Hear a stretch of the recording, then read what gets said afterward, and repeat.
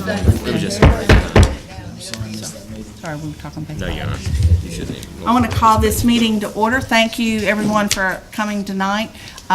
First order of business would be the Pledge of Allegiance led by Mr. Matt Hodges. Okay, all right, let's stand. I pledge allegiance to the flag of the United States of America and to the republic for which it stands, one nation, under God, indivisible, with liberty and justice for all. Thank you. And our next order of business is to read our mission statement. Mr. Terry Draper.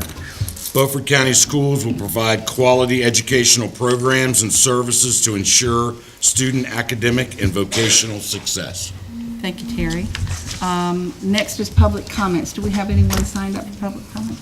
Okay, we're going to move right along to the agenda 2.1. I entertain a motion to approve the agenda. So moved. Second.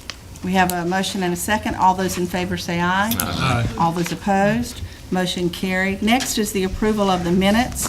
If you were not at any of these meetings, you'll notice there are April 15th, 30th, May 9th, May 7th. If you'll let Lisa know. Yeah, note for the May 7th meeting.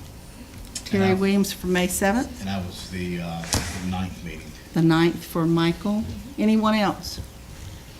Okay, other than that, can I entertain a motion to approve the minutes as written? So moved. Second. All right, we have a motion and a second. All those in favor say aye. Aye. All those opposed, motion carried. And now to the part where most of you are here for this reason, so we like to go ahead and let you go first. So we're going to do the Character Education Award, and Miss Ashley Paget is going to help us with that. And our board member will be Miss Booth.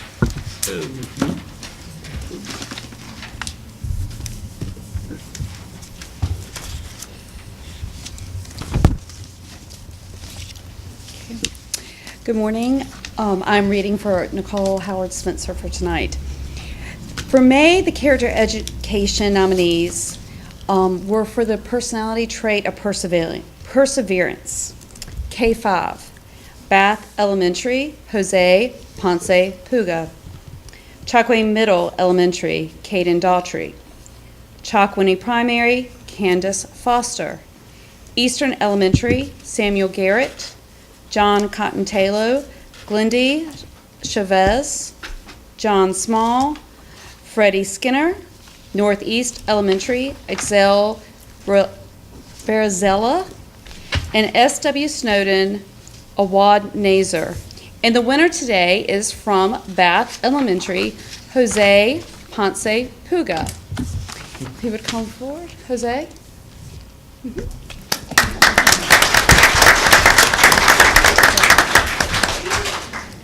Jose is in first grade. His parents are Maria and Gregorio, if they would stand, if they're here. Thank you very much. And he was presented by Julie Woolard. Perseverance means to continue in spite of difficulties or not giving up. Jose came to first grade with an attitude of determination. He had already decided that he was going to work hard to be successful in first grade. Throughout the year, Jose has put forth extra effort to improve his reading. He loves books. And on most mornings, you can count on him running in the classroom, asking to read his book to us. It seemed that he just could not focus on anything else until that was taken care of. His enthusiasm for reading brought so much joy to our classroom. We are proud of all that Jose has been able to accomplish. It gives us great pleasure to nominate him for perseverance. Thank you. Thank you so much. We are so proud of you. We know that your parents are proud of you, your teacher is proud of you. Now you've come to the Board of Education and they can make you proud. What I want you to do is go around and shake their hands, okay? So they can say thank you to you. Let me see if I can line you up with something right here, right quick, okay? This is your charm for persevering, okay? And then, do you have a little certificate? that is gonna help you keep on persevering, okay? All right, well, let me get you to go around and shake the board members' hands.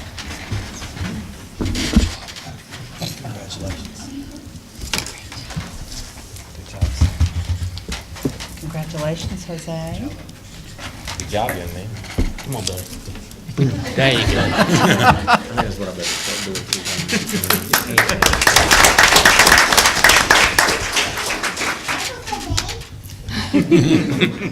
Okay, for middle school, for grades 6 through 8. From Bath Elementary, Seamus Antricon, Chocowinny Middle, Zoe Rouse. Northeast Elementary Middle, Oscar Vega Machado, P.S. Jones, Davis Jones, and S.W. Snowden, Dina Aquintini.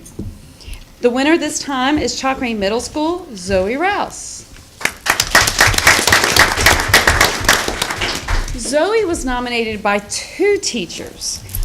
She was nominated by Melanie Taylor and Robin Potter, and her parents and guardians are Ashley and Matthew Rouse, if they would stand. Okay, thank you. Zoe has displayed this character trait through her growth this year. This is from Ms. Taylor. She has transformed into a student that is striving to do her best in all aspects of her life. She has persevered through her study habits. While she spent a great part of the school year trying to avoid certain tasks, she has now come to address them head on. She spends any extra time she has in the classroom reading and rereading material to better understand it. She has also asked for extra work to practice skills and ask questions during the school day.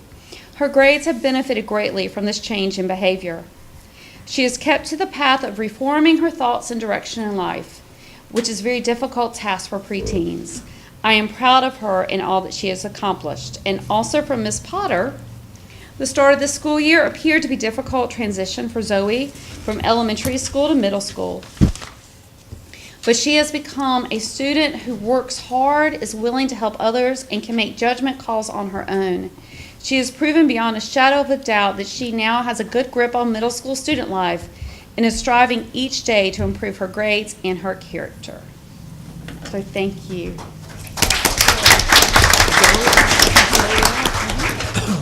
We are proud of you, we are. Can I?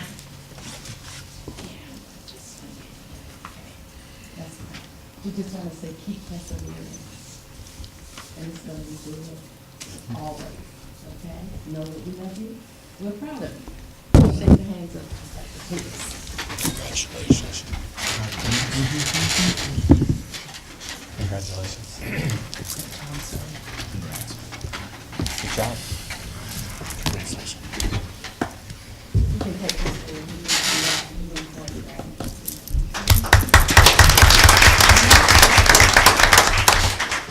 For high school, nominated tonight from the Ed Tech Center is Kieranna Jackson, and Southside High School, Shantez Clark.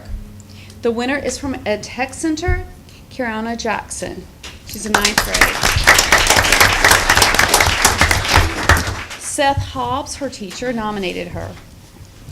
I would like to nominate Kieranna Jackson for Character Ed Attribute of Perseverance.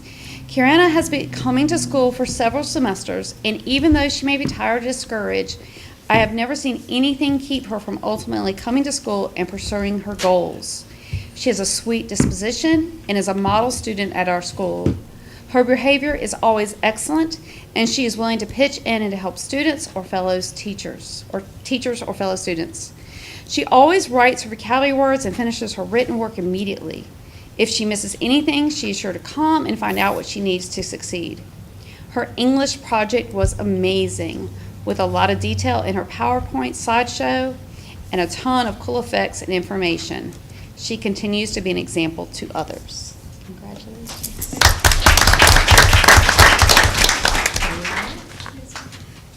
Thank you so much. And I enjoy doing this. And for such a great character. This is really nice. We're just so happy that you all persevering. And that you're going to continue persevering over at wherever, be it in tech or be it somewhere else. As long as you're persevering for the goals that you have in mind. So I want you to go around and shake the board members' hands and come back to me.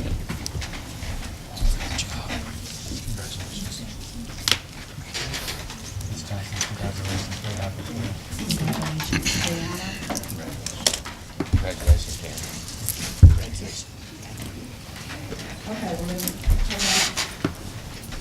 If our award winners will come up and we'll have your picture made.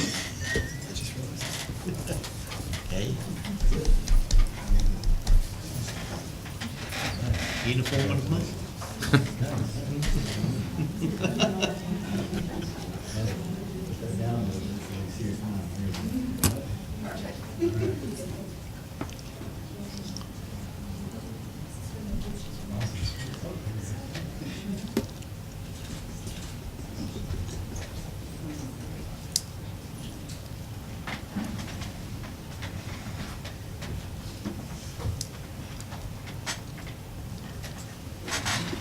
Right, great job.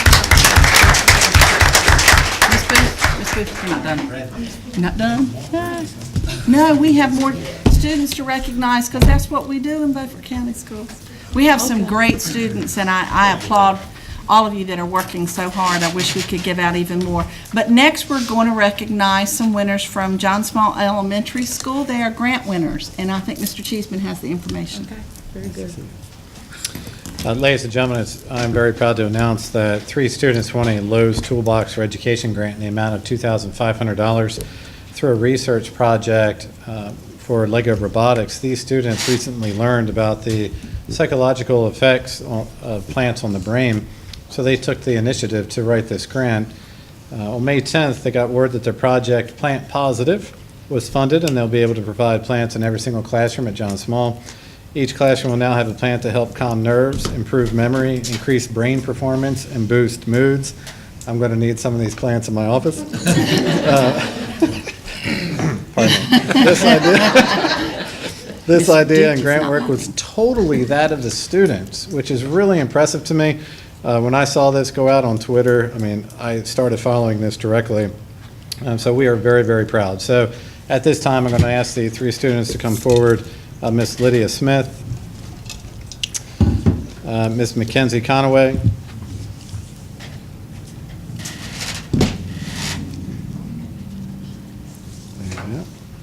there you go, and also Ms. Alizon Resendez. There you go. Ms. Duke, can you get a photo of them, please? You can come right here and shake their hands. You can shake the board's hands, come all the way through. Great job. Congratulations, thank you for working so hard. Congratulations. Good job. Taking on that work on your own. Did a great job, Miss Booth. Oh, yes, Miss Booth, there you go. Get you in the picture.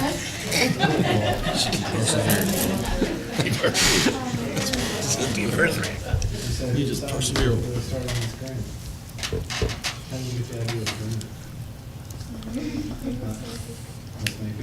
Congratulations. All right, so photo. Best smiles, looking this way.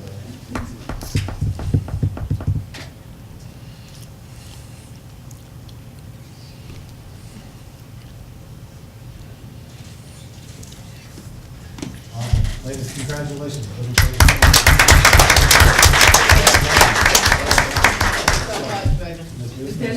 Yes, thank you. You can sit down. You're good, thank you. You're off duty.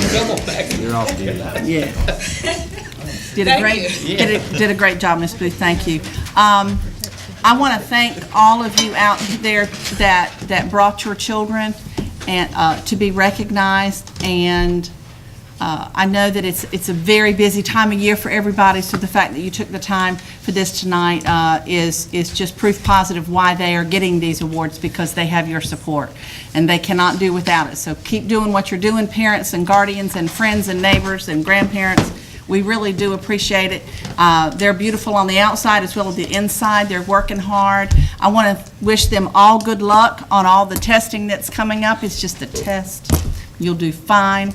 And at this point in our meeting, Those of you that were here to get recognized, we understand you have other things to do, and we take a little short break so that you can slip out, but you are more than welcome to stay with us too. But we're not insulted when you don't want to. Everybody have a great evening.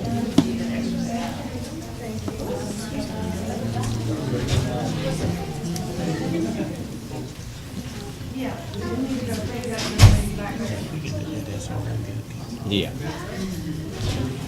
Carol, Max said you don't let the SRO go too. I don't know that we need the SRO to stay at this point, do we? I need to stay at Joe's in the back room. And we are down to just employees. You are also welcome to stay, but you're welcome to go too.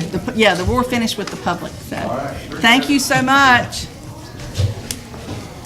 We got And Joe- that is how Joe you can- clear a room. You finish with awards. All right, we're going to move into the no action portion, and the very first one is 5.1, the P.S. Jones Memorial Park update. Mr. Cheeseman. Sure, just wanted to give you a quick update, specifically now that the City of Washington is helping us with creating the applications or the appointments for utilizing the park. The city wanted the board to consider what you would believe would be a viable use, meaning are people who register to use the park allowed to bring tents? Are they allowed to bring alcohol on campus? Are they allowed to bring tobacco on campus at times when school's not in session? So in short, I would like you to think through what you believe should and should not occur as people are utilizing the Memorial Park. We'll bring back to you in June something for action for your consideration, and then whatever you as a board decide on, we'll then give to the City of Washington as they're looking for guidance, as they do have people who would like to use the Memorial Park, say for Friday night, Saturday, Sunday events, but they're being asked, since school's not in session, but is still technically a part of the school property, are they allowed to bring in alcohol? Are they allowed to bring in live music? So those are things to just really talk about over the next couple of weeks, and then we'll bring back a suggestion to you, and then you can decide from there. Mr. Cheeseman, is there any other school or county around us that may have something similar to this? I can we check. Check with some of their guidelines? Yeah, I that we can can look check. and see? That's on the school property. Yeah. Are we liable after hours like that? That was my question. I have some questions about the liability and the responsibility that we are, Yeah, I do too. by allowing, especially the alcohol part, we're really pushing an extra responsibility on law enforcement. So I think it probably really bears some discussion and Yeah, consideration. I think you'd still be held liable because it is your property. I feel like the city's probably already got some policies in effect for like Havens Gardens and other parks. So maybe if we could see, What those guidelines see what are. those guidelines, because I'm sure, Well, that's what they're doing. I mean, that's what they have. That's what, they are willing to offer those. But they want to make sure that the board is okay with the guidelines that they have. And I Can know we- that there's a can we committee, get a Ms. copy Booth. of Can you those, find out what probably their be starting one, recommendation please, yeah. is? Oh, sure. That would be nice to know, because I want us to be as flexible as we can be with the committee that's worked hard to put all this together, but at the same time, we have to look out for our liability and responsibility Sure. that goes in with it. So if you can find out and bring that back to us. Sure. I think the smoking part of it is the one concession that would be easy if it's all outside and disposed of properly. I see smoking at most all the other parks, so. Not Well, to- we'll have something for you in June to Okay. consider. Next would be 5.2, the Golden Leaf Grant update. Excellent. So myself, Ms. Petaway, Ms. Lilly traveled to Rocky Mountain today to meet with Golden Leaf Foundation members, specifically Ted Lord and Jason Rochelle. In your document, you should see an email that was forwarded at the conclusion of that meeting today around 3 or 4 general items that they would like follow-up on. Specifically, number 1 is due tomorrow. They want to see how sincere we are, but they would like me to prepare a letter on your behalf of the board requesting a project modification.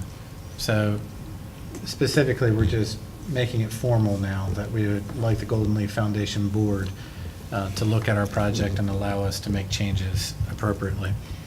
If you look at number 2 and 3 specifically, they just want to understand a detailed list of the relevant programs and the courses that are available at each school as they're designed. And then, of course, what type of equipment that would look like at each school. And then, of course, what does the funding breakdown look like for each school? So, in short, by the end of May, we'll have that information back to them. And again, I want to thank Ms. Pettaway and Ms. Lilly. I thought it was a very positive conversation for roughly 1 hour. They did have questions as to why we wanted to change location, but they just wanted to make sure that the initial grant, its intention and its integrity of working with our business partners and our community was not being jeopardized. So at this point, they'll get this information by May 31st. Those 2 individuals already mentioned will present it to the Golden Leaf Foundation Board at their regularly scheduled board meeting June 3rd through the 5th. And so we should have an understanding coming out of that meeting in terms of how we'll proceed. All right. Do we need to make this a action item to vote on you making a project modification or requesting a project modification? No, you don't need Okay. to. They just want to make sure that the board is aware that we're doing this. So this isn't technically an action we need to take? but you- No, this Okay. is no action. It's just providing you an update that we've asked for this.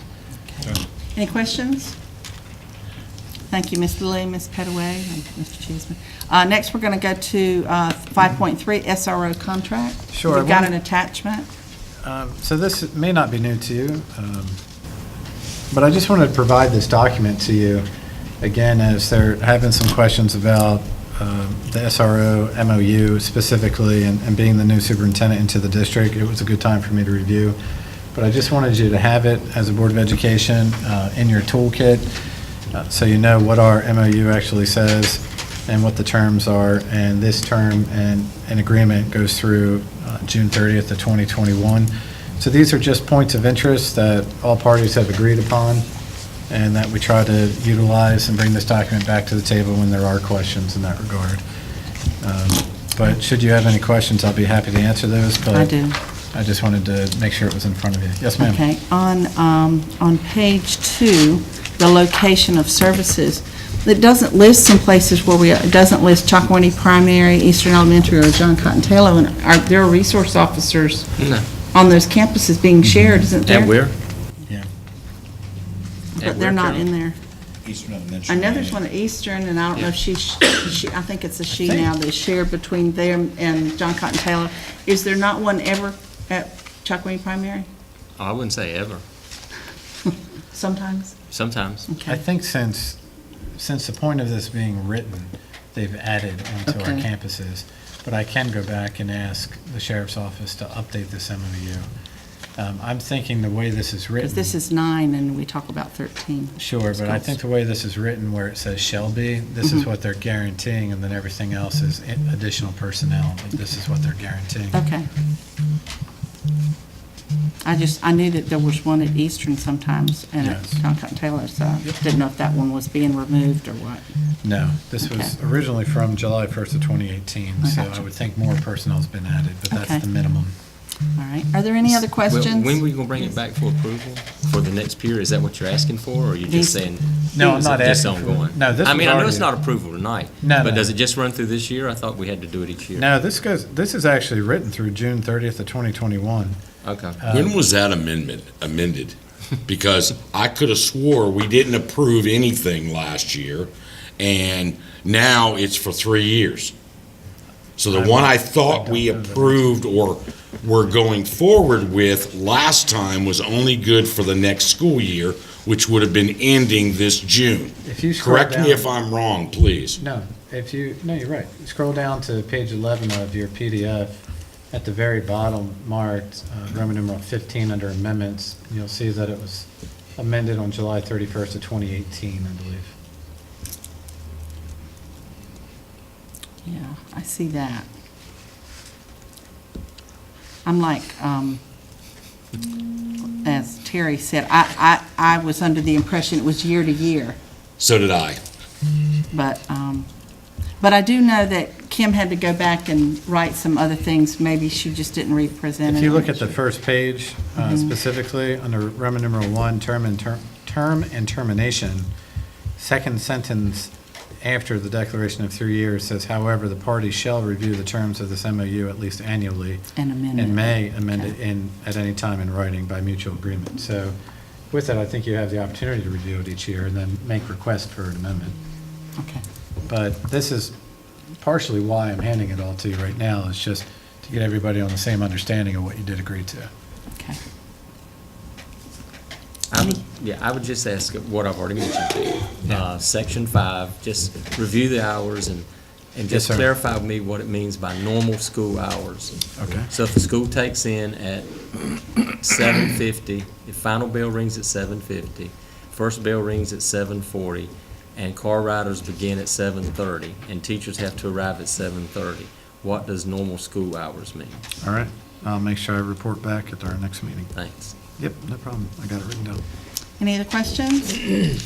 All right, we're gonna. I mean, what is the plan for them to get a SRO at these other schools? I don't, at this time, don't think there's a greater plan than what's already in writing, sir, to be honest. And our county commissioners, I think, clarified that the money that came to us that then flowed back, they were going to work on a fix Yes, they're for that. trying to fix that right now for us. Is that correct, Willie Mack?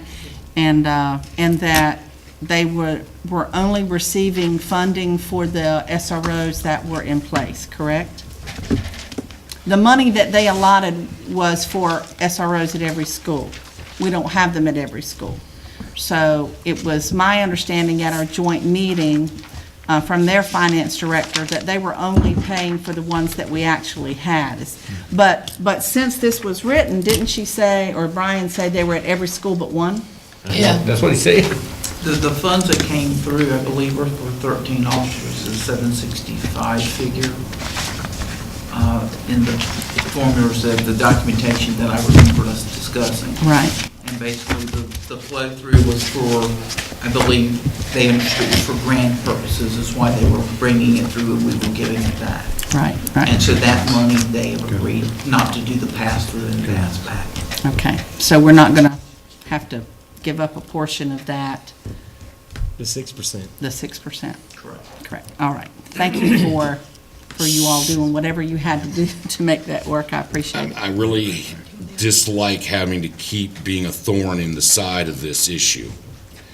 But if that's the case, it's a pass-through, and I don't know that we don't have any control over it, but is that money for 13 officers going back to the sheriff's office? I think the residents of this county deserve to understand that they may be actually paying for services that are not being accommodated for. Correct? Because if they're issuing us a check for 13 officers, in fact, if we only have 9, then we're 4 short.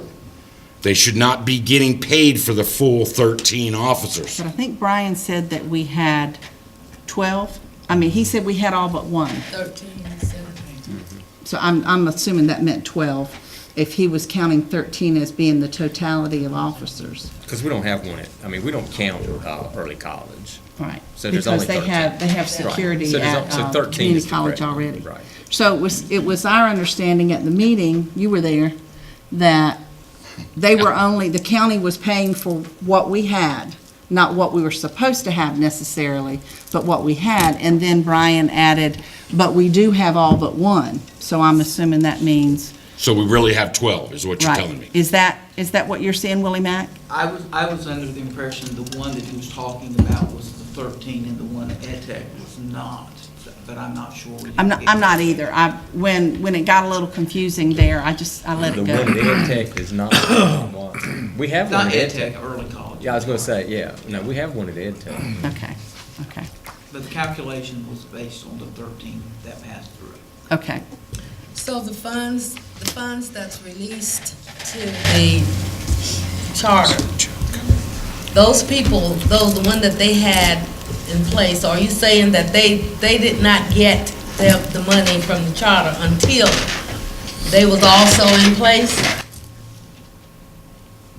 The way the charter funding works, that any appropriation that we receive, any dollar appropriation that comes from the county, they are due a per pupil allocation of that fund, of those funds. So right now, as of the fiscal year 18, it was about 6.21 for every dollar that came across. So of that, what was it, so basically $37,000 because of that pass-through, we had to get you charged. And we're no longer going to have to do that. That's my understanding. Good. They They told us they're fixing that. yeah, Anita in finance and Willie Mack have Link come up that. with a way that they'll fix that, so that'll be good. Any other questions?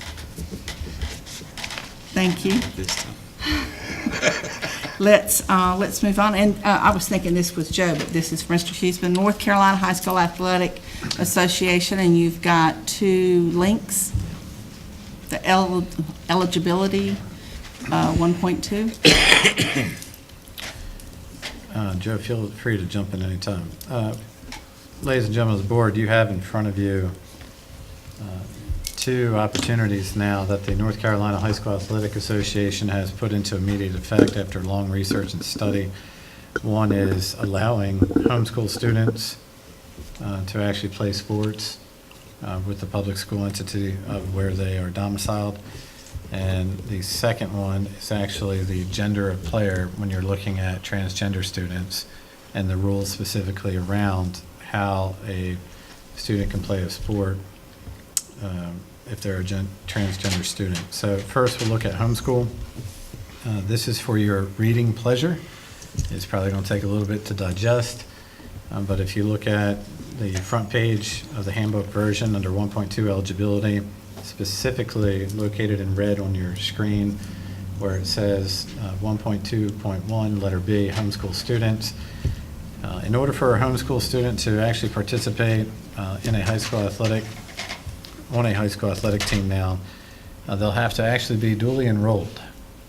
And so part of your decision-making process will be to next month come back and talk to me around whether you would like to create a Board of Education policy and or just allow the superintendent's position to create an administrative regulation. And so specifically, I'm giving this information to you so you can read through it and understand it. But in short, in order for a homeschool student to participate on one of our sports teams for where they're domiciled, they would have to have the documentation from the Division of Non-Public Education, meaning that they must be able to show that they are now duly enrolled. So in short, they're going to have to take 2 courses with our LEA, meaning Beaufort County Schools. And so considering that, part of the reason why you may have to either write a policy or regulation is you'll have to decide what on-campus means in terms of those courses. So North Carolina High School Athletic Association would like the homeschool student to be enrolled with the LEA, but attending school, meaning at campus. Now, there are some circumstances where we have online courses. There may be circumstances where the child doesn't have to actually come to the physical site to take the online course. So we're going to have to decide specifically what does on campus mean. The second part, homeschool students must communicate athletic intent as at a member school in which they are domiciled and follow the enrollment and assignment procedures by the local board. And with that, they have to have notice to the principal, must take place within 10 days prior to the first practice. So this does not mean a student who suddenly moved to the area and is 5 days from practice of, say, football season or volleyball season, since it's coming up. What this means is this is a student who has been in your LEA, who's been a homeschool student, so they would need to declare to the principal within the first 10 days of that practice, or excuse me, before practice starts. They would have to declare to the principal in writing that they would like to play a sport and that they are going to enroll into the school system. And so with that, the North Carolina High School Athletic Association is trying to ensure several things, but one of those is to make sure that the child is not moving from school to school to school to play a sport of choice when a team is having a great year versus not having a great year. So considering the rules of 365 and eligibility would still stay in place. The other part of that too is by having 2 courses through the LEA. The ADM would follow the child to the LEA. And it doesn't matter what courses they are. Those courses could be AP Calculus and Environmental Science, or they could be Health and PE, but it just has to be 2 courses, no matter what the degree of strength of those courses are. Specifically, the other part of that too is just looking at fairness of play. I think that's part of this too, where the board would have to look at eligibility of the student. For example, and I say this in kind, but you would look at the transcript, the GPA, the attendance of the student. I'm not certain any homeschool student who would apply to come play would have a low GPA or attendance issues. So we would also have to look at those regulations to be a part of it. But with that, you have in front of you the eligibility of initial entry, master eligibility rules, and of course, the age of the player and the attendance all prevail, and plus their scholastic requirements. But this takes effect right now. I mean, this is in effect. This is what Joe and I hosted athletic directors last week to let them know that their site-based principal needs to be aware of this and to have procedures in place. And so at our next board meeting, I'm going to ask you whether you'd like to have a policy about this or a regulation. And then the second part is to talk about the gender of player. And this also comes around the fairness of play and also the appropriateness and safety of students. So specifically, when you're talking about gender of player, right now, you are seeing a move towards making sure that there's been the appropriate documentation to recognize that a student who is listed, let's say as a male on their birth certificate, has assumed the status of female for a long period of time, also, or I should say a time frame, which in of itself would accompany the proper documentation, possibly from a medical doctor, possibly from other medical professions, I should say, professionals that would help be able to supply the documents that are consistent with gender identification. Simply put, a student who, say for example, wanted to play basketball and maybe got cut from a boys team could not suddenly turn around and declare that he associates as a female and then suddenly try out for the female team. So there is a gender identification process. The student who identifies as a different gender would have to go through gender identity request process, which is a formalized pathway to ensure that all steps have been followed for consideration for competition. So with that, adding to it, if you are the home team, if your team specifically in Beaufort County Schools has a student, a transgender student who wishes to compete, makes the team, you must allow the opposing team that you're traveling to notice that you do have a student who identifies with a different gender, so therefore they have the appropriate care measures in place for separate setting of changing, separate setting of supervision. And so, such as bathrooms, locker rooms, separate settings. And ultimately, we want to make sure that whatever policies and/or administrative procedures you'd like me to put in place act with respect and safeguard the student from any type of harm. And so in short, these are 2 of the policies that the North Carolina High School Athletic Association has put in play. But again, you're looking at homeschool and also transgender that Joe and I and the principals are going to be working through it. But specifically with all of it, it's going to require documentation for homeschool and documentation for the gender of play. Any questions? I'm trying to understand the way this is written, and I don't, right at the first one, a woman shall not participate in on a men's interscholastic athletic team where the school has a women's team in the same sport, or where a school sends an entry to the women's state playoffs in that same sport. Are we speaking about a birth-born male identifying as a woman, or a birth-born woman identifying as a male? If, for instance, a birth-born woman that wants to play on the male football team. They're talking about a girl wanting to play football. She can't if we had girls football. Okay, well, let's say soccer. we have soccer, female soccer, so a girl could not play. On a male soccer team.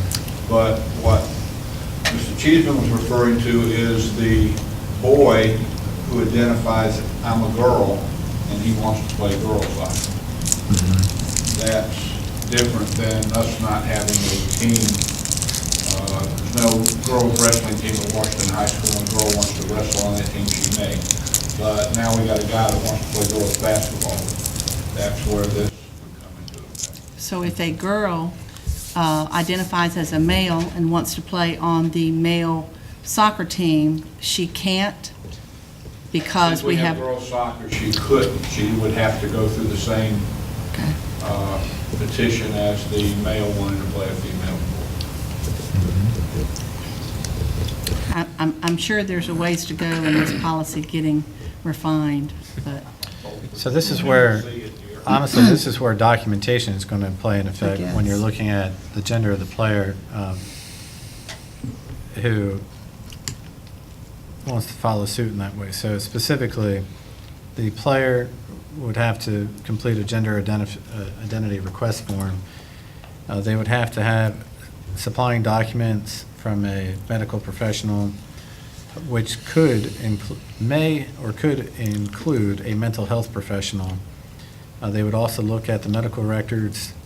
They would want to see pathways or steps of how the individual has, say, lived the life of the opposing gender. So if you had a young lady who now assimilates as a male, they would want to see, well, how are you living the life of a male for a long period of time? Same thing in the reverse. Okay. So I guess this means we will have to, at some point, establish a gender identity committee? At some time, yes, the local board would have to establish some type of committee to review all the documentation. Volunteer. And that's He why, wants to be the chair. You volunteering, Butch? and that's why, I'm asking for your consideration of this for next month to determine whether you'd like me to have just an administrative level regulation or a board policy to it.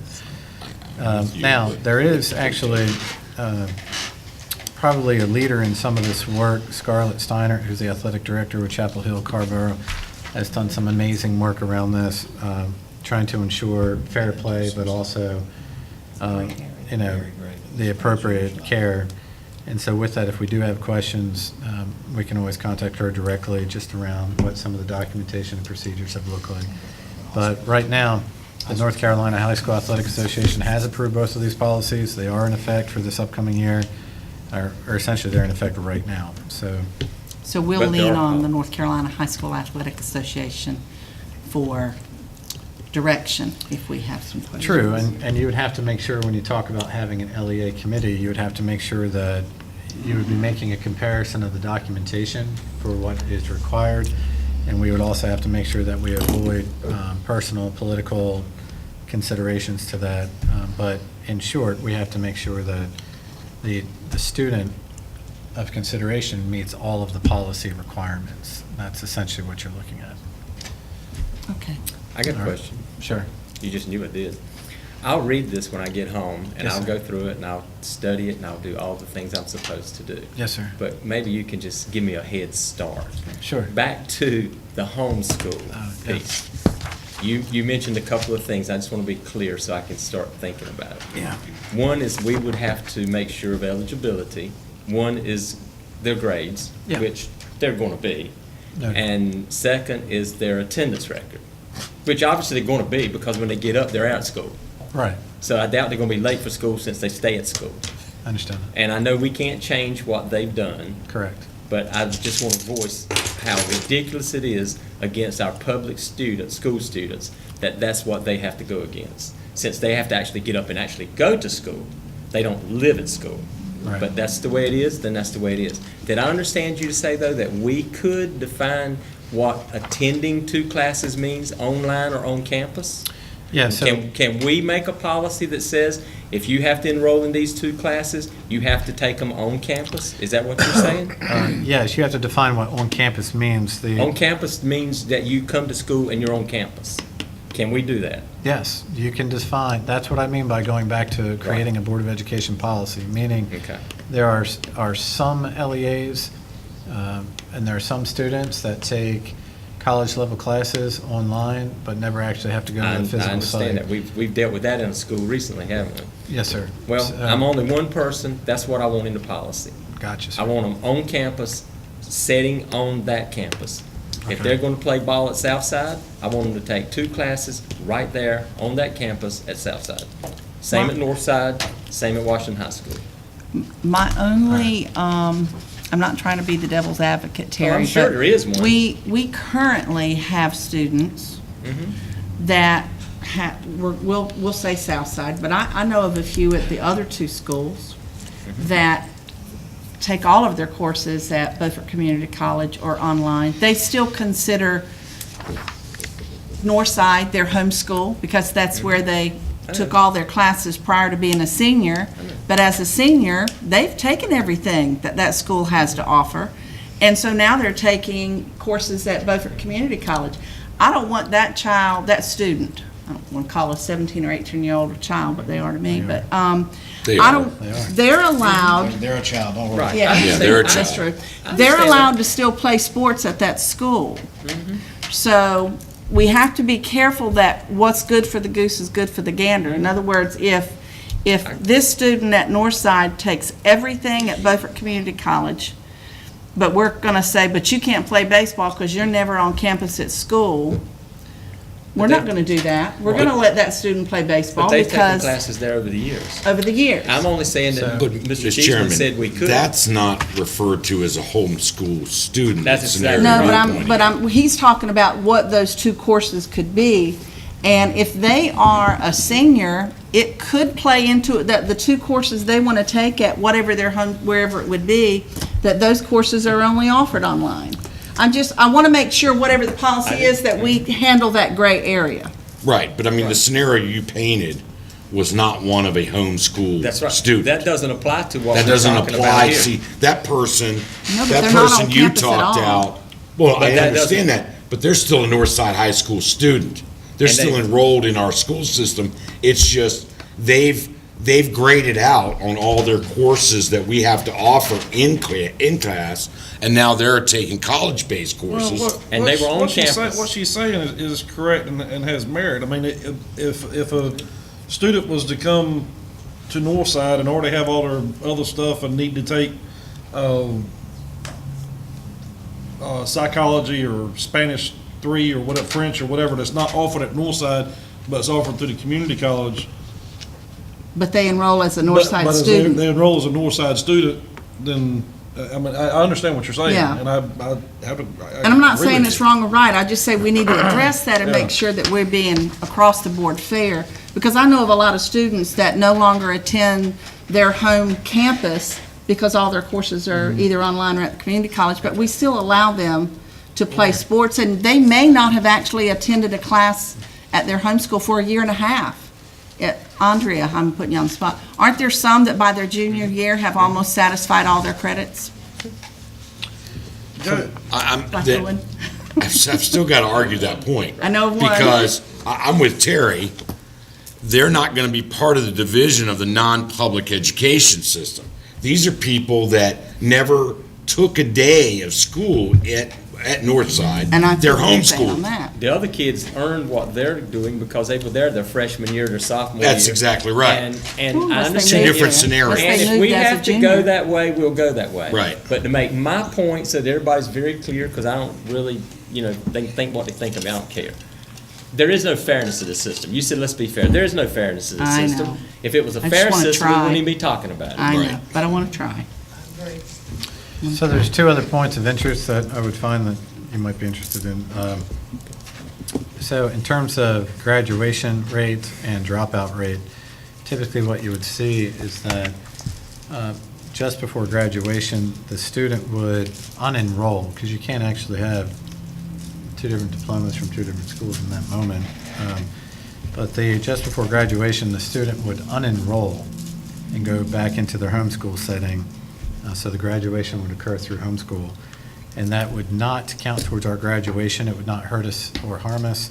And by unenrolling, they would not be counted as a dropout either. So just to have knowledge. So In short, the student would need to enroll in the high school for at least 2 classes. They could have 1 class on campus, that's an LEA option.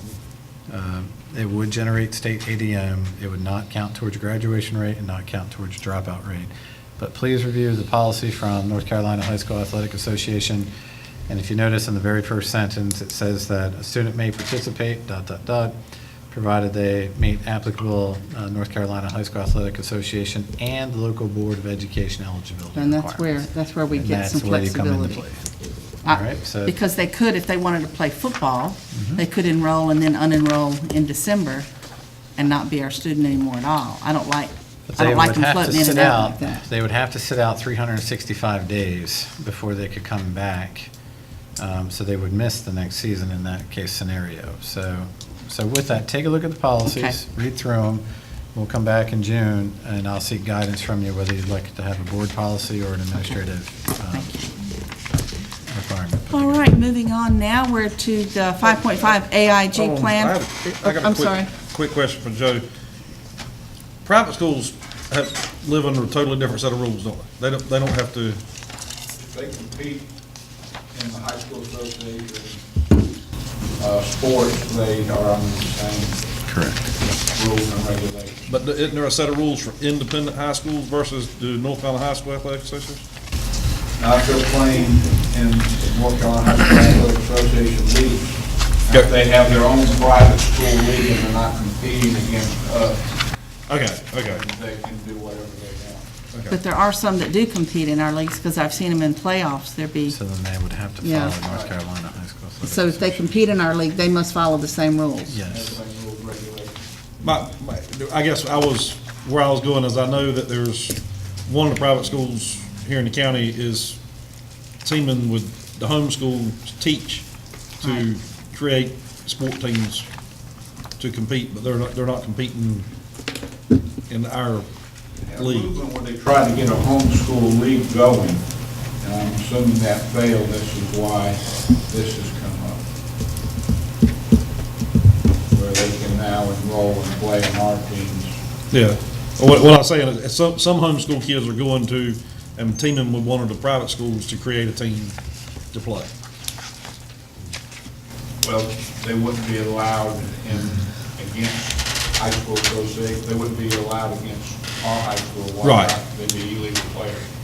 They could do it against other similar schools. Right. Okay. Thank you. And I do hear what you're saying, Terry. What would bother me the most, and I want every child, wherever they're getting their education, to be successful, but it would bother me that our students who have stuck with us and been at that high school may lose an opportunity to play because somebody that comes in and enrolls in 2 classes online gets that spot. So there's a lot of gray area that has to be sifted through. But the North Carolina High School Athletic, they've already adopted this, correct? Yes. Yeah, that's what I mean, I Yeah, it's in realize it's play. already out there. It's in play. I get that. But no, what bothers me is when we look at things like attendance records, and I know we have strict attendance records, and yet when I'm in town or whatever, I know of homeschool students that I see at Walmart in the middle of the morning. And so I'm not saying they can't do that, but I'm just saying, that's not like going to school. They're studying supply chain. Whatever. Believe what y'all want to believe. All right, we're at 5.5, and Miss Ashley Pageant is this is the first reading of secondary curriculum. This is the first reading of a very massive document. So the PowerPoint I'm going to go through is going to go over some of the big points, the big changes. There are also, when we get to the end of the PowerPoint, I'm going to show you where some other resources are that can kind of guide you through the document while you're enjoying it. So the AIG plan it's a 3-year plan. This is we're looking at for 2019, 2022. It's due July 15th to DPI. So one of the things that we need to look at are numbers of students currently, Beaufort County Schools, AIG. If you go to the hyperlink, you'll see it for the last 6 years. I did a comparison. Obviously, when you look at, our numbers are growing, but one of the big discrepancies that we see are still with our African American or our Black students. That number is very low compared, and these are identified students. It has been growing over the last 10 years, our trend data, but is very concerning. Another piece of data that I want to show you as we look at the plan is this is a positive. A lot of times you will hear people talk about that AIG students do not grow or that it's hard for teachers to grow AIG students. If you look at this, anything above a 2 in that growth index is high growth. A -2 to a 2 is growth. Less than -2 is not growth. And if you look at this with math, what you'll see is that we are indeed, other than 8th grade and Math 1, we are indeed growing our AIG students. Math 1, most of those students were actually in 8th grade when they took that because very few AIG students take Math 1 in the high school. But that is a positive. Of course, we want everything to be blue. You'll see the same in reading, except for in 4th grade. Again, we have that growth index with our AIG students. So how is this happening, our growth piece? Currently, we have something called an AIG specialist, and those are people who work with an AIG licensure that they're identified as an AIG specialist. We also, you'll see in the plan, something called an AIG designee, someone who does not have the AIG licensure. They're not paid by AIG funds, but they can work with, we will work with the AIG students. But a lot of what you're seeing happening is actually AIG in the core curriculum. Since 2010, we've made sure that all the wonderful teachers who worked out there, that differentiation piece has been in the core curriculum. Starting with this plan, we have right now a PD plan partnership with Barton College. The reason we are looking at Barton is ECU right now is currently reworking their coursework, and Barton has a reputation of working with the Northeast with AIG licensed teachers. What we would like to do is train in the next year our school designees and get our AIG specialists more PD, and actually school counselors are part of this too with the social emotional. The reason why I have those teachers there, those schools there without an AIG specialist is based on the amount of AIG students at those schools and our number, the allotment that we get from the state. We have not funded positions there, but I want to bring that to your attention. Of course, we love to have them there. So state funding, this is our state allotment. LUMAC helped with the local funding, and basically we took the percentage of AIG students and we took line items that we use locally, like technology and other funding, to get to the second number. So types of identification, when you read the plan, these are some words you're going to see over and over again. An IG student, intellectually gifted, means that they possess a notably higher ability. Now, we have something called local norms. Every county can decide what these look like. They're based on recommendations from the state. 96% or higher on at least an IQ or cognitive skills test is what we call an IG. If they have that, they're automatically intellectually gifted. And academically and intellectually gifted is an AI. I know it looks like it should be AIG, but that's just because in Power School they only let you use 2 initials. These are people who have students that have that 96 and above, and they also have really strong academic piece. And then you have the academically gifted. You can be academically gifted all over or academically gifted with reading or math. And then what you're going to see here, I'm going to flip through these real quick for you to look at. The state wants everyone to be very specific on what this identification is. K3, and you're going to see 3-8, and that is not a misprint because 3rd grade can kind of fall into either track. But you'll see how these identifications look slightly different.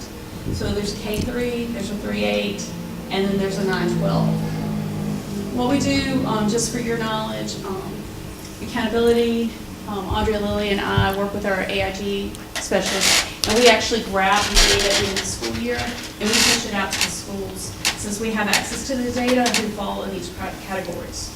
We have added something under this called 3 authentic academic artifacts, which I'll define here, because what we're finding is, since there is this disparity, maybe we're missing it. Like, for example, and you had a kid who did the robotics, and they found out that plants make you feel better. And they did research and they wrote a grant. That is surely an academic artifact. So those are the things that we want to claim.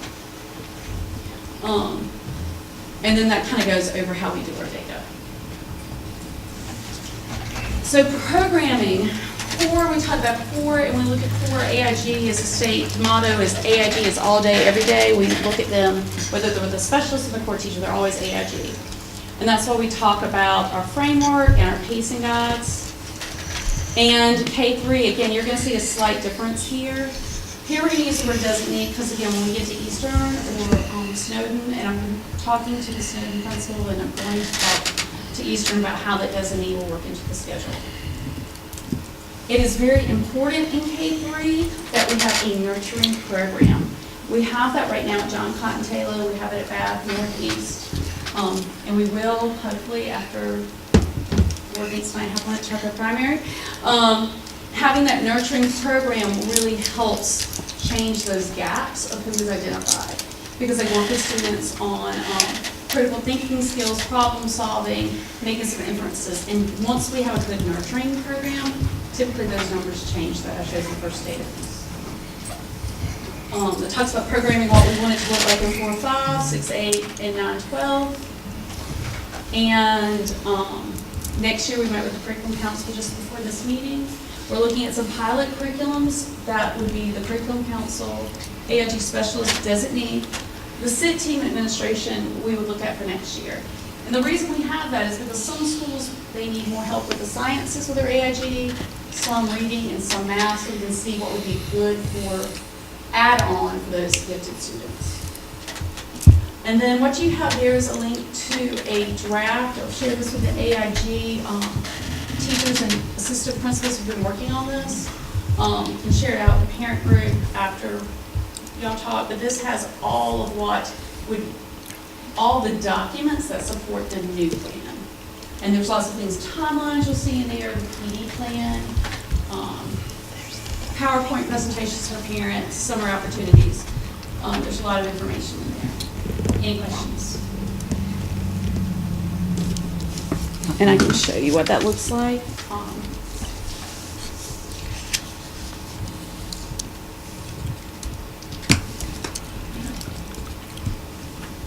And so it looks like this, and all of those are live links, broken up for just generic AIG plan stakeholders and the specialist designee plans. Any questions? It's a lot to look at and read. But we thank you for putting it all together.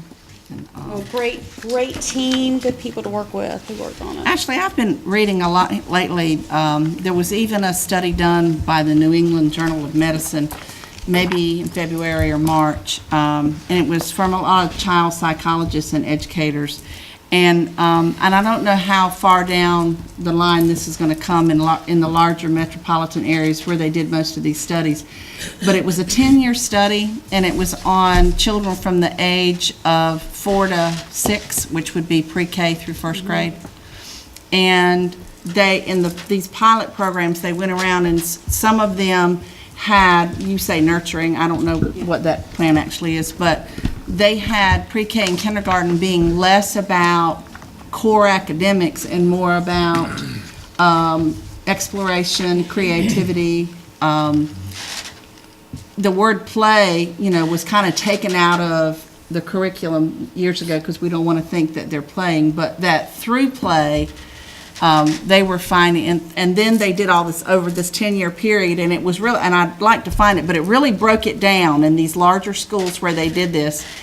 And like over 80% of the kids that were allowed in from 4 to 6 to be more creative and less, we're going to have 40 minutes of reading, we're going to have 50 minutes of math. They tested higher at the age of 7 than the kids that jumped right into curriculum at the age of 4 and 5. Do you ever get any of that kind of feedback?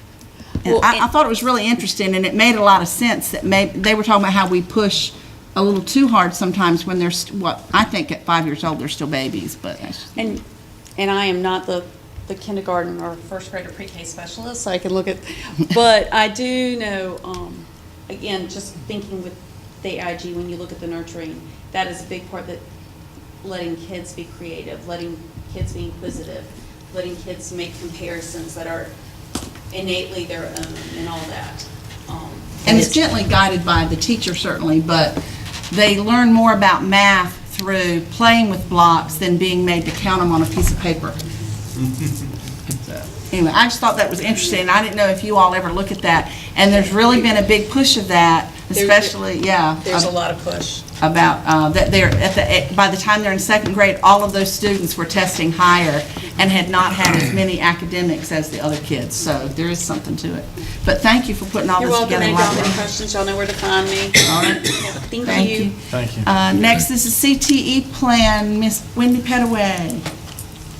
And we have a link on that too.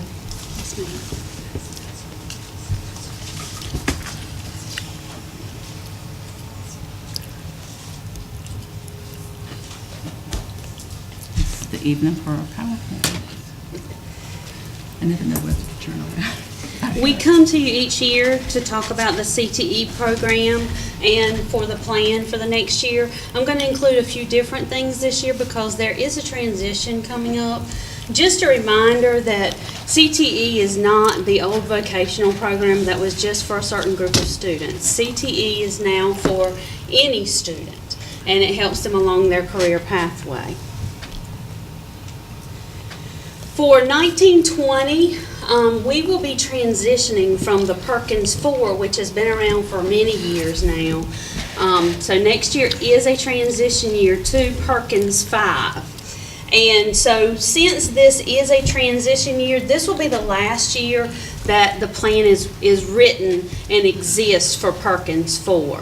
And so things may look a little more generic than they would normally look, and the goals and objectives. When you go and look inside the plan, you'll see data. The data is populated, both the goals and the actual data for our school system are populated by the state. Those pieces of data basically come from Power Schools. And so I just wanted you to know that. The measures for Perkins 5 will focus on very similar measures to what we had for Perkins 4. And I don't know that I've really gone into detail with y'all, and I'm not going to do a lot of detail tonight, but I wanted to just give you some comparisons to 4 and 5 and what actually is compared in those particular plans. CTE is not just measured by CTE measures. If you'll look at the first two measures, the reading language arts is our 10th grade English language arts. Our academic attainment in math is our Math 1, and beginning last year, the students who had taken Math 1 in 8th grade, our measure for that is their Math 3. So we are measured across on how the entire district is doing. The technical skill attainment, those are things that are specific to CTE. If you look, typically right now we are measured by what we call post-assessments. Every CTE course is post-assessed. And sometimes, and we have done this as a district for a few years now, if an industry credential is able to be counted in lieu of the post-assessment, we do allow that. For example, if a student takes the NCCER test and they pass all the modules for that, then they do not have to take the post-assessment, and they are counted as proficient for us. If you look at the multiple measures that will take place in Perkins, you will also see things that you will probably be familiar with that I report to you as well. The post-secondary credentials, which are the industry credentials we talk about. The post-secondary credits, which we don't talk about a lot, but we do count. The CCP courses that are done. The work-based learning, which we do actually have reports on when we report out each year for our Pathways to Prosperity. Then the remainder of things, the secondary school completion will continue, and that's our 5-year graduation cohort, the 4-year graduation rate, of course, and then post-secondary placement, which was our secondary placement. We do a concentrator survey every year. The students who previously graduated from Beaufort County Schools as concentrators are surveyed every year by teachers, by CDCs, by me sometimes, and we put the information in Power Schools, and we ask them questions like, are you in the military? Are you in school? Do you have a job? Those types of things. And so we have to actually do the surveys for at least 80% of our concentrators every year, and that's where that particular measure comes from. You'll notice that they're taking out non-traditional participation, and they are actually leaving in the non-traditional, they put it, the completion, there was 2 measures for non-traditional, and now there's only going to be 1. Non-traditional, just to refresh your memory, for example, if you have a male in the health sciences, that would be considered non-traditional. If you have a female in carpentry or electrical or welding, that would be considered non-traditional. So that kind of gives you a definition. So these are the comparisons of what we're going to be looking at for next year and transitioning to. Some other things that are different, we can now, in the transition to 5, use funds to go down into the 5th grade for career exploration, because we're finding that as young as 5th grade, 4th grade even sometimes, our kids are starting to formulate what they're going to do and starting to get those ideas, and we're trying to help them step through that process. The new thing with the Perkins 5, and we do some needs assessments now, sometimes more informally, but there will be a comprehensive needs assessment that is conducted every year, and it will have to be done to prepare for the Perkins 5 plan. We actually piloted the state's assessment plan a couple of years back, so we are familiar with that. It can be done per school, per district, in a variety of ways. And then there will be new benchmarks. You will notice if you look at the plan that the state sets goals each year for each LEA, and those benchmarks are, are negotiated with the federal education department. And so we will be getting new benchmarks set for the new Perkins. Just to kind of give you some updates that I do for you every year, this year we have over 2,600 unduplicated enrollments in grades 6 through 12, meaning those are individual students. Now, some of those students may have multiple CTE courses, but those are individual students that are in CTE courses. Our career academies that we've had, the automotive, the fire safety, and then the industrial design at Washington, we've been able to do some things with some EWIF funds for the last several years. That grant will officially end June 30th of 2019. So, but we have been supporting those positions with regular CTE dollars, and also since we got those up and running, we support those with regular CTE dollars as well. We'll be looking at articulated college credits and some industry credentials. Just note, internships and pre-apprenticeships. We have pre-apprenticeships for the first time this year. We are actually the first district in the East. We have partnered with Beaufort Community College. They got those underneath their care about a year ago or so. We actually have 2 pre-apprentices, and I know that doesn't sound like a lot, but it's a start. And we have 2 that will begin this summer with their respective companies. Y'all know about GRAD. We've discussed that before. And then we are looking at the Golden Leaf revision to upgrade programs further. We try to provide the equipment and the tools that are necessary for our programs, and we do our very best with CTE dollars and other dollars that we can come across, but there's always upgrades and things that our businesses would like to see us have that we could improve. Just a few highlights. We had over 2,000 industry credentials in 2017-18, 139 internships, which was up from the previous year. We have typically good pass rates for our nursing students, our nursing fundamental students. And then articulated credits, and we hold joint advisory meetings with Beaufort Community College. You can see our historical results from CRC, Career Readiness Certificates.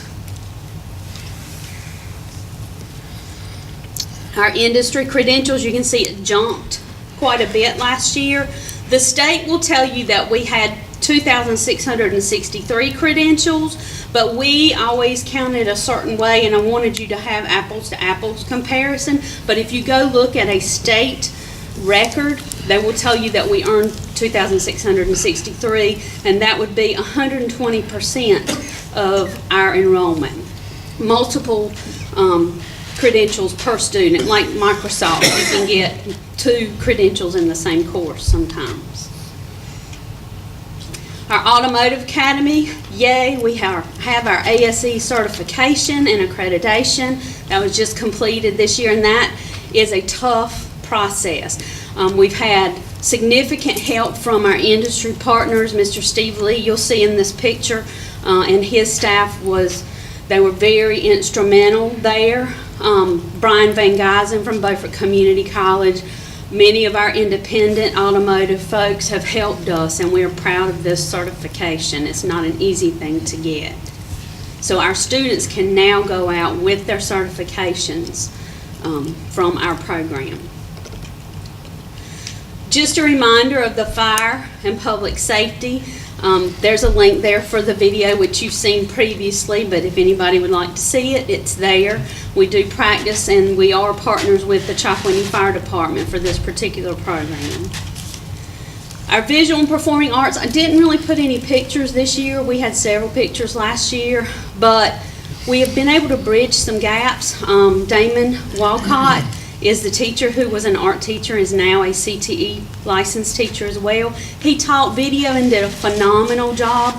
Now he can give those students their Adobe credential and certification. We are hoping to test about 16 of his students, and we're hoping for several of them to obtain that credential.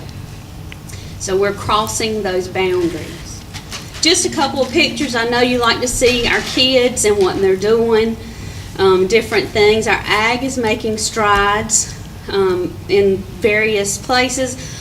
Washington in particular, we had a first-year teacher this year, and she's been doing a phenomenal job with the kids and expanding the program.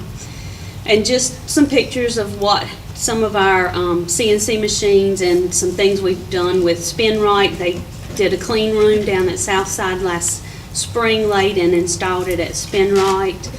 Our partners, we've really worked with our partners. This is iconic. Last year there was a tour open to counselors, teachers, anybody who wanted to go, and that's Miss Mary over there that's heading up the tour, and several of our folks took us up on this tour. It was pretty hot that day. Our career pathways, it's not just one way in and one way out. It's multiple in and out throughout life. This was speed jobbing this year. You'll see Mr. Doan up there, and Mr. Swenson was there. You saw him in an earlier picture. Mr. West is there from NC Works, and the chamber sponsored this. Our teachers and our students and our businesses said that this was a very successful program. They got a chance to meet with many different students in this particular activity, and these are students that are not focused on going to a 4-year school.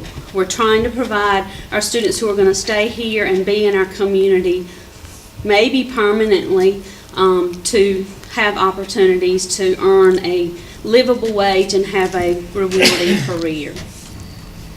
Again, we had a Max Carolina grant in conjunction with Region Q and some of our partners.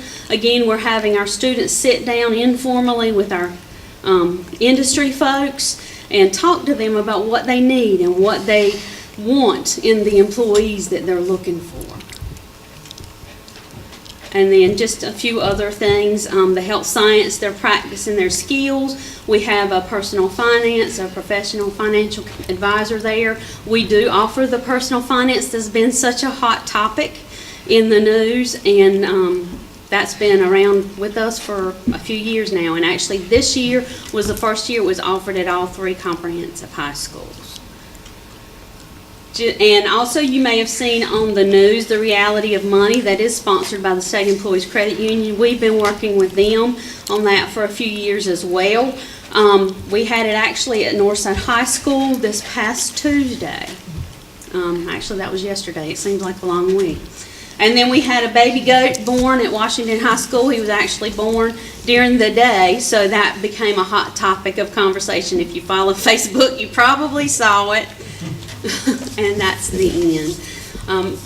Please, if you have any questions, I know this is for you to look over right now. If you want to discuss any part of the CTE plan, we've done a draft, but we can discuss and change things as necessary. Thank you. Any questions? Thank you so much, Ms. Petaway. All right. We will keep going, and now we're going to get to the action portion, and the first one is Ms. Myers, Emily Myers, math instructional coach. This is on the high school math books. I think she's asking for money, aren't you? What? I see the word quote, that usually involves money. Yes, ma'am. So, good afternoon, guys. I'm Emily Myers. I'm here today on behalf of the high school math teachers seeking approval for the high school math workbook pilot. So back in April, I had the opportunity of presenting to the board about the pilot. So I know that was a long time ago, so I did want to provide you a little recap of that. So the pilot is for high school Math 1, Math 2, and Math 3 consumable student workbooks. It will cover Math 1, Math 2, and Math 3. It will have teachers from Washington, Northside, Southside, EdTech, PS Jones, Northeast, and Bath.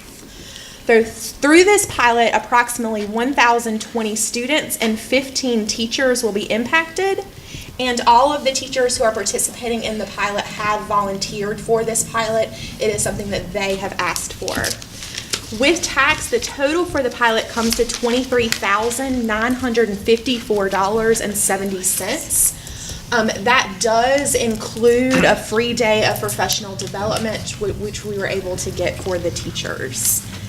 In April, you also asked for a long-term projection, so how much would this cost overall? I did put that together for you guys as well. The long-term projection with all of the students in the district would come to around $39,000. So thank you guys so much for y'all's support, and do y'all have any questions? I do. In the schools that you mentioned, is there any particular reason why CMS is not participating? Right. Yeah, I was wondering, because we talked about it before, but I don't remember what it was. Yeah. Yes, so a couple of the schools chose not to participate in the pilot because they wanted to see how it went. But they also felt like the materials that they had at this time were sufficient until they saw what the effects were. So they want to. So what are they using? Yeah. What? CMS currently has an Algebra 1 textbook. So they are using an old textbook, which the teacher knows the standards well enough to be able to adapt to meet the current standards. Did we encourage them not to do that?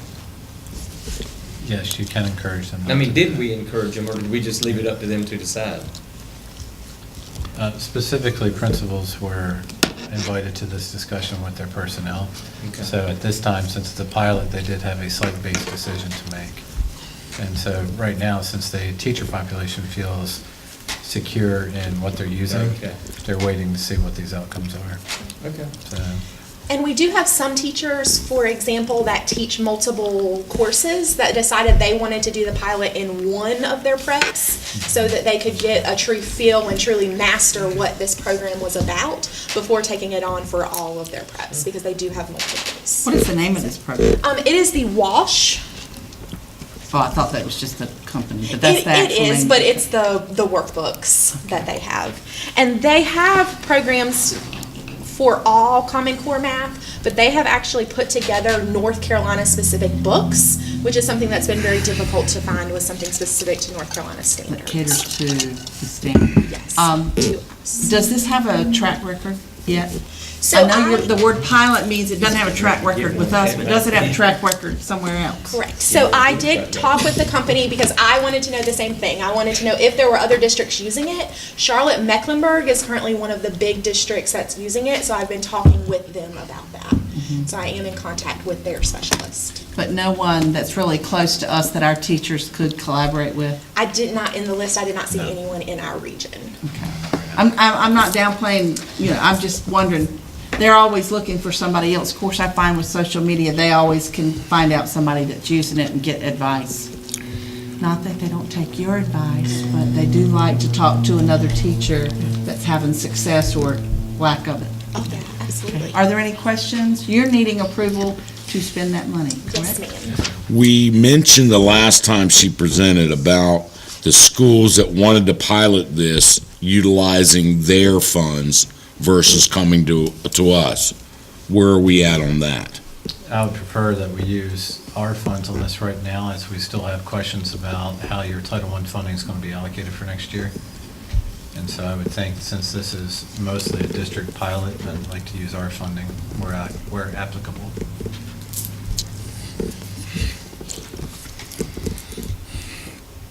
Any other questions? Then I need to... Have we got the funds? That's the big question. Do we have the funds without taking them from somebody else? We're using Miss Lily's textbook funds. So yes, you had $485,000 balance in your textbook funds. So yes. That's enough to cover it, I'll make a motion. Second. All right, we have a motion and a second. Just pick anyone for a second. I think you have 2, 3. All those in favor say aye. Aye. All those opposed? Thank you so much. Thank you, guys. All right, budget amendment. Mr. Willie Matt Carolyn. Yes, ma'am. You all have before you tonight, Budget Amendment 522, 2019. You'll see that on the state funds, there's an increase of approximately $526,749.51. The large pieces of this are the summer reading camp funding for the upcoming program. Some small increases within some various pots, being the non-instructional support, school technology. Then we have the funding for the reading bonuses for the 3rd grade reading program, as well as the test results for the principals and CTE folks. And then we had some additional funds coming in for transportation. Basically, those are the sums, the larger ticket items on that part of our budget amendment. The next budget amendment is allocating basically the additional monies that we needed to meet the charter school payments for the year, pulling from some monies that we had set aside for some possible overruns in the ROTC program, as well as pulling some money from our low wealth funding. There again, it's low wealth, trying to keep my apples and apples between our different funds. The next one is your Fund 3. We received an additional $74,200. The big part of that was the $80,000 for the school improvement target, Title I, and then we had a decrease on a state improvement grant of $5,800. The next one you have are basically some additional funding or costs associated with the FEMA projects on the flooring at CPS. And then the last one, the next one is shifting costs or allocations of expenditures within the various child nutrition sites that we have. There again, that's a net balance of 0. Fund 6, it's the funds that were collected and dispensed to the various schools. This amendment is an addition of $166,488. Your next part of the budget amendment is Fund 7, that shows the after-school programs at Eastern Elementary and John Cotton Tech for a total of $23,104.20. And then we have various allocations and disbursements of approximately $22,972 in Fund 8. Any questions? Move approval. Second. We have a motion to move approval. All those in favor say aye. Aye. All those opposed? Motion carried. Thank you on that. All right, our next action item is Southside High School Wrestling. Mr. Cheeseman. I'm actually going to defer to Joe here, as he did provide the update on the 42x42 wrestling mat through his recommendation to the council. As you'll see, that the mat costs $10,514. Mr. Oliver, I just want to make sure that you had some of your questions answered around wrestling in terms of participation. Yes, sir. I think Joe may have answered those. Yes, it is, thank you. So in short, I'm just here to answer any other questions that you might have about starting the formation of wrestling at Southside High School. And all these different quotes are you asking we fund everything? It seemed like there was something they were. So gonna we provide. specifically, I agreed to Principal Rick Anderson that the district would fund the mat at a cost of $10,000, that he would have to pay the surplus of that. That was the original conversation, which he agreed to. But that's going to a 42 by 42 mat at the recommendation of the district's athletic director, but he'll have to pay the additional $514, which he has site-based funding, he can do that. Okay. I'm glad they went to the bigger mat. I'm glad they went to the bigger mat. I think that's It was, wise. cost-wise, it wasn't much more. No, but it makes a Safety difference. first. Right, makes a difference in the safety. All right, any questions? Joe, got one question. The conference that Southside's in, how many schools in that conference have a wrestling program? There are 2 schools, not counting them, that have wrestling, and that's obviously not enough to have a conference. And the state have merged them last year. There were 2 other schools in another conference, so they had 4 that were in a wrestling conference together. Southside coming in will make it 5 schools that are having it, but they're from 2 different conferences. But are they about the same size schools, the 2 Yes. conferences? So they're not having to wrestle up or? Right, 2 of the schools are already in their conference. So there's going to be 3 schools in their conference with wrestling, and they're allowing 2 others to come into their conference to compete. And the beauty of wrestling is it's by weight. Right. By weight, So, doesn't really matter so much well, I guess it matters the student pool you have, but a 110-pound wrestler is still a 110-pound wrestler, no matter how big your student body is, right? right, and they're going to Good point. compete against 1A. The state's got 4 classifications, just like any sport, 1A wrestling, 2A, 3A, 4A. And then it's subdivided into big 1A and little 1A. So they really have 8. And there's a Matt, multitude. Matt, just to clarify, that's one of the questions I asked Joe. I sent him an email earlier this week and asked him, because I had a little concern over a 1A school having a wrestling program, and I also have concern over our schools having too many athletic programs and for the size that they are. But I asked him how many students had shown interest in participating, and he said that they had a list of 34 boys and 3 girls that were interested. I asked him how many schools in the conference had wrestling programs, which he just answered that. I asked him how many 1A schools in the state have wrestling programs. He said 50. And then I also asked just how many, just in general, in the East had wrestling programs. He said 60. So I was just making sure that they had somebody to compete against and something that would be a viable program. So Well, thank you for doing that. That solved a lot of questions. I assigned wrestling officials to the schools in the east from Edgecombe County to Outer Banks. So it's pretty solid, about 60 schools, in the 50s probably. That's including middle schools also. But most of them are varsity. And once you really get into the wrestling program, there are so many invitationals. You literally could wrestle every weekend if you wanted to. Ever have a home match? Right, because there's so many, my nephew wrestled, and every weekend there was another. Of course, that coach wanted them, the more experience they had, the better they were. But there was an invitational. They would travel 2-3 hours or 30 miles down the road, but there was somebody to wrestle and get the experience. So I feel like Southside would have those same opportunities.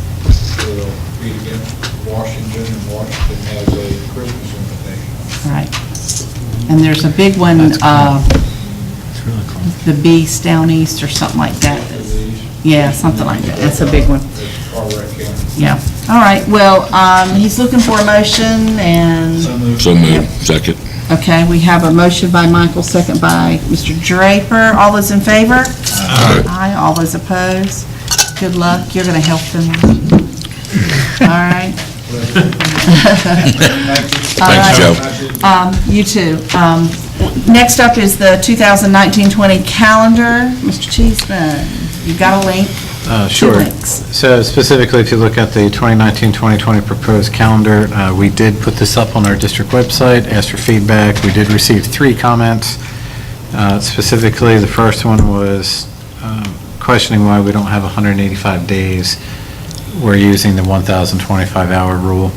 The second comment was just a personal choice, asking if we, instead looking at August 19th through the 23rd as professional work days, to allow them to be optional days, as this individual is a veteran teacher and that person would prefer to be able to designate their own time. And then the third comment was to align the calendar completely to the community college system for testing. And I think that's what we've been trying to do with, our state lawmakers. So in short, I've not had any other commentary. And again, this calendar came specifically from a calendar committee composed of approximately 25 teacher professionals in the district.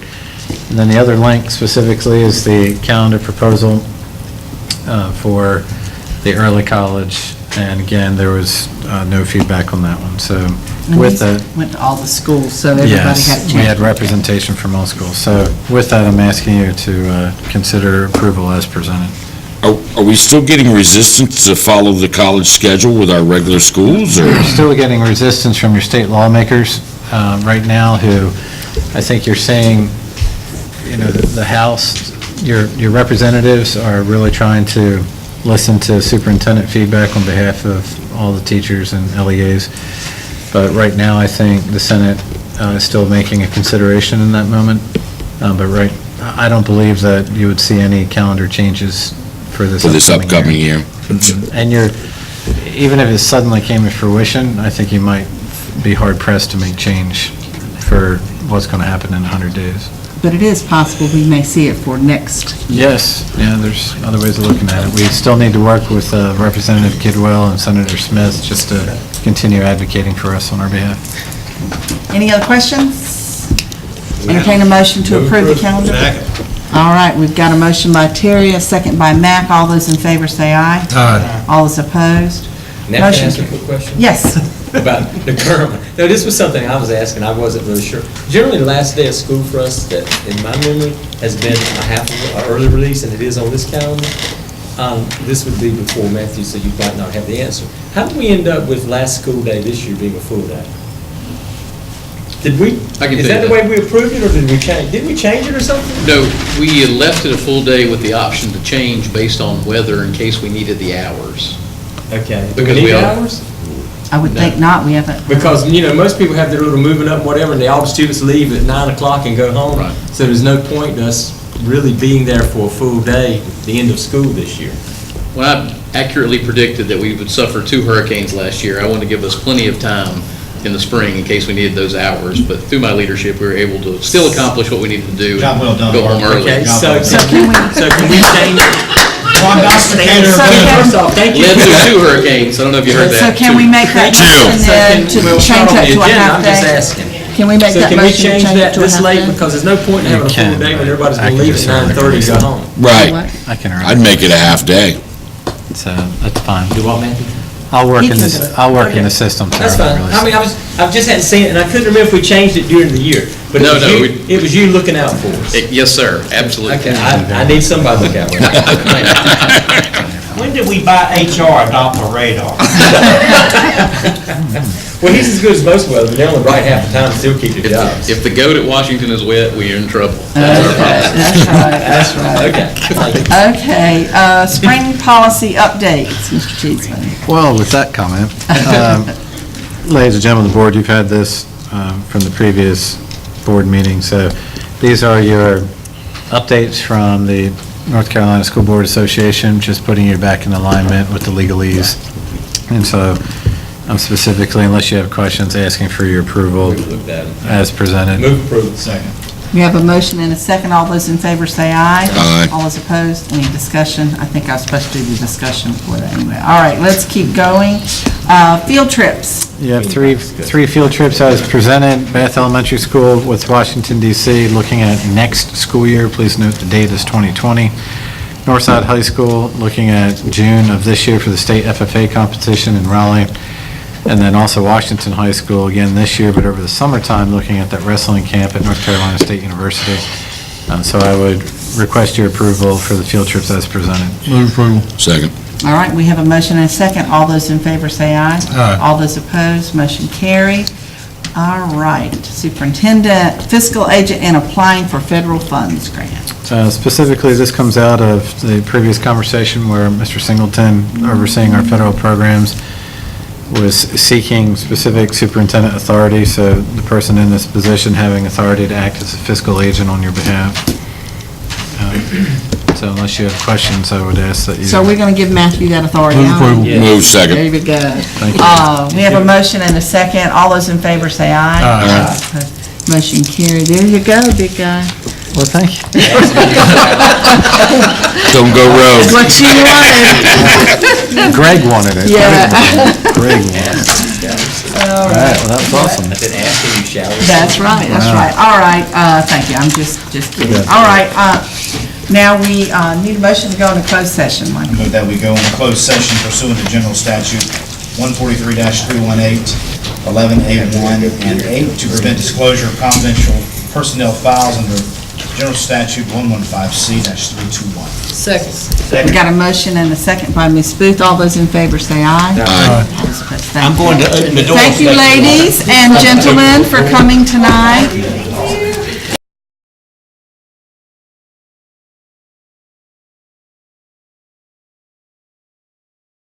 Okay, we are back in open session, and I want to entertain a motion to approve our personnel agenda. So moved. Second. All right, and we have... Yes, I want to recuse myself from 1C.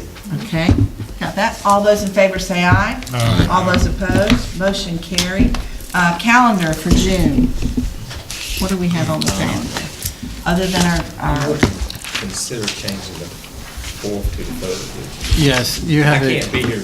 Matter of fact, Michael, can you be here? I was going to ask that I'm you, not here in June at all. The rec department, I'll even tell you on this, it's not me personally attending a ball game, but Washington Rec is having tournaments, and some of us are having to volunteer and help. Okay. So I'm going to be tied up a lot that week trying to, the week of the 3rd. You're saying on the 4th. well, it's scheduled for the 4th, but I could come. well, would you like But to I'm just not sure move about it to Michael's the, schedule. He's involved. would you like, I'm going to have to call in June anyway. would you like to move it to the following week, June 11th? Because that way, school's already let out. Sure. Then you need to move the other one too, wouldn't you? Well, Keep the 2 last weeks one is, between. well, the last one's typically flexible because the end of year Yeah. closeout with I don't finance care, anyway. that's fine with me, I'm just saying, I was just Okay. saying. So would all of you How does the consider 11th, June yeah, how does the 11th? 11th look? That's fine with me. Some of these are running close together anyway. Yeah, okay. How about we move that one to the 11th? And then the last one for now, we're going to say it's the 25th, unless we were to need to come back to approve some financial information or Yeah, something we'll- for Willie Mack to So we're close gonna out. move that one too? Yeah, I don't see the point in going the 11th and the 18th, if you Okay. want to go the 11th and the 25th. But like I said, with Willie Mack closing out the books and everything, You may have to move it. he may need us to meet before the 25th so he can close some stuff out. So we will let you know that as soon as he gets word to us. So what are you saying, 11th and the 25th? For now, Yes, the ma'am. 11th and, the 11th for sure, and the 25th is going to be tentative, because that really does push him to get things closed out and get approved. So we may have to go the 11th and sometime the week of the 17th. All right. All right? All right, and same time at 5:30. Board member updates. Been starting that one in and going around. Ms. Booth, do you have a board member update for us No, on I don't have anything? anything. All right, Mr. Hodges. All right, first off, I attended the School Board Association meeting last Friday in Raleigh, trying to fill the big shoes of Ms. Booth. I don't have a lot to report. There was a lot of, just some updates on some legal issues and stuff at that time. But if I see that it needs to be worthwhile to report for that meeting, I will. Okay. The other is an attachment here. I try to give you all the updates you need from our school over in Janesville. So this is everything that was handed out at our meeting last week at that monthly meeting, so y'all can look it over and review and everything. Okay. And Anyway, yeah, I would advise you to look at the very last page. I think it's the last page. Lisa was very nice to put this on the board docs for us. But you need to look at the last page on that attachment. Okay, That's all very right. important to look at. All right, anything else? All right. Just a Carrie. small thing. Did anybody else get this invitation in the mail? Who's it from? It snowed?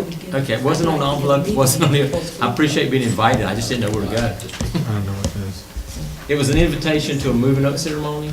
It gave the date and information, but it didn't say where it was at, and the envelope didn't didn't have say a the return school. or anything. Oh. Yeah, it didn't say what school it was. She says it's Snowden. Okay. Okay. It come from where? Because I got one too. I didn't know. She said, Lisa says Snowden. All right. Thank you. Anything else, Terry? No. Michael? Just congratulations to all of the sports teams that have done, finished, and those who have continued. I think baseball's still going on.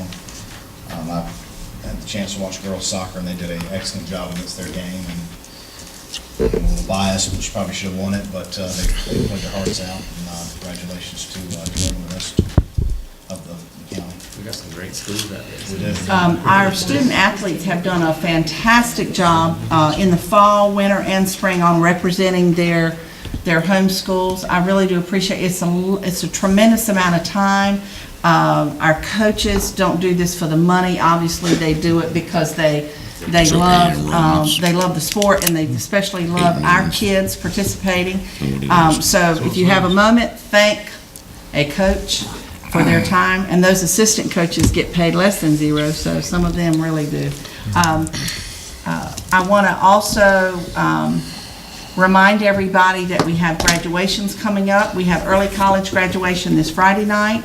All of the high school graduations will be on Saturday, June the 15th. I'm sure we'll put something out publicly, but most of all of those are by invitation. With that mentioned, Lisa, can we have some of the high schools send us tickets this year? I mean, sometimes they, like, I know at Southside, they had us pick them up inside. Yes. It'd be just really nice if we had them and not have to go thinking, I hope I get the ticket when I get inside. Now, Northside's always, I kind of had their tickets at the door. But just curious, I mean, Yeah. last year they said it was because they didn't print them up till late.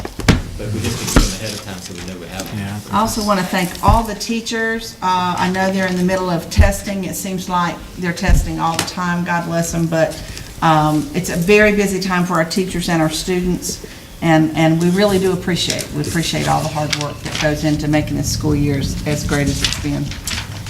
Butch, anything going on down your neck of the woods you want to talk about? Nope. Okay. Terry? Well, I guess, it's another year. I guess we are starting testing. Good luck to everyone. Absolutely. Thanks for all the hard work, and that's about it. Thank you, thank you. All right, now we're at superintendent updates. Follow suit to what Mr. Draper said. Testing window really starts around May 29th. So you'll see coming off of Memorial Day, all of our kids engaged. The other part of that is, as previously announced, please look at the back document for what was shared in terms of student enrollment, which will be very interesting to you, that I'm pretty excited about. I've been asked to be a part of the board for the Girls and Boys Club. I've also been asked to be a part of the board for the STEM initiative that Al Powell is leading. And I currently have accepted an appointment to the State Testing and Accountability Committee through Mark Johnson. So we'll meet again next fall. Our Curriculum Council had their first meeting today of teacher representation in order to reestablish that trust between district leaders and teacher leaders around curriculum and instruction. Washington High School will have a charter bus taking the baseball team tomorrow. Of course, you already understand the OR Ed study, and I'm happy to announce that I've been accepted into the East Carolina University doctoral program, which starts this summer. You'll look great in purple. I'm finally And gold. excited to be a part, so very, very excited. So thank you very much. That's right, all right. Well, we are very proud of you and appreciate the great job you've been doing. And also with that, Mark Doan has been accepted into the North Carolina State Superintendent's Association Aspiring Superintendents Program for next year, led by Dr. Jack Hoke, so we're very excited about that for Mark too. Yes, congratulations. Mark. You're All here. that excellent training last year that we provided him. 2 hurricanes. So, congratulations to you. Sacrifice of travels. Well, I'm personally very proud of our administrators and the job that they do each and every day. I don't think any of us have any idea how many phone calls and visits and everything they do, so I thank you. Now, Ms. Pete is not here, so I'm gonna lean toward Michael to, I'll make a motion to close us down for today. Second. and we have a motion and a second. All those in favor say aye. Aye. Motion adjourned. Thank you. So Ken's now off, so you can volunteer for that committee.